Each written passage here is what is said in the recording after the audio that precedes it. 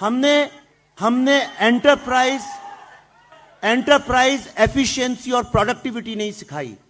हमने हर चीज का शॉर्टकट, झूठी बातें करना सिखाया है। मुझे इस बात का बड़ा अफसोस है।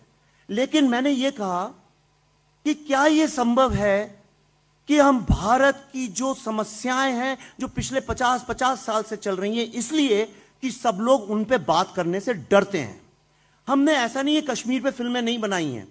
कश्मीर पे भारत के सबसे ताकतवर, सबसे बड़े, सबसे रईस, सबसे बड़े influential stars, directors, producers, writers ने इतनी बड़ी बड़ी फिल्में बनाई हैं जिसकी आप कल्पना नहीं कर सकते। चाहे वो रोजा हो, चाहे वो फना हो, चाहे वो फिजा हो, चाहे वो मिशन कश्मीर हो, चाहे वो हैदर हो।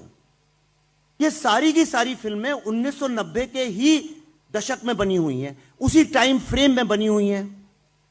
पर इन फिल्मों में कश्मीरी हिंदुओं का जिक्र तक नहीं है, जैसे वो हुआ ही नहीं।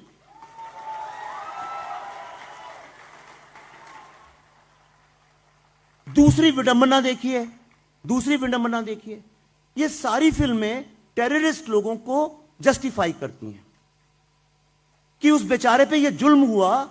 सुन लीजिए, देखिए तालियां हो जाएंगी। मैं सीरियस बात कर रहा हूं। उस पे जुल्म हुआ इसलिए उसने बंदूक उठा ली। दलितों पे इतना जुल्म होता है, वो क्यों नहीं बंदूक उठाते? गरीब व्यक्ति पे इतना जुल्म होता है, वो क्यों नहीं बंदूक उठाता?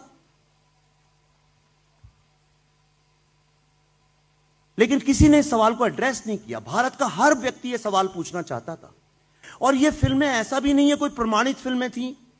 किसी राइटर या डायरेक्टर ने जाके अपने जीवन के कुछ महीने आतंकवादियों के घर में उनके साथ बिताए होते और 50-60 लोगों की मानसिकता समझी होती और तब कहते हां, ये मैं मानने को तैयार था। हमने डाकुओं को ग्लोरीफाई किया, घोड़ों पे बैठा बैठा के उनको हीरो बनाया। हमने नक्सल लोगों को ग्लोरीफाई किया, हमने स्मगलर्स को ग्लोरीफाई किया, हमने टेररिस्ट लोगों को ग्लोरीफाई किया। और ये एक बहुत इट्स अ सैड कमेंट्री। हमने अपने युवाओं को शॉर्टकट फिल्मों के जरिए भी सिखाया और हमने उनको झूठ बोला। ये गलत है। टेररिस्ट कोई भी सताने से नहीं बनता है। जितने टेररिस्ट मारे गए हैं उनमें से कोई भी सताया नहीं गया था। यासीन मलिक को किसी ने नहीं सताया, हफीज सईद को किसी ने नहीं सताया, बुरहान वानी को किसी ने नहीं सताया, अफजल गुरु को किसी ने नहीं सताया। और मुझसे ज्यादा कश्मीर पे किसी के पास रिसर्च भी नहीं है।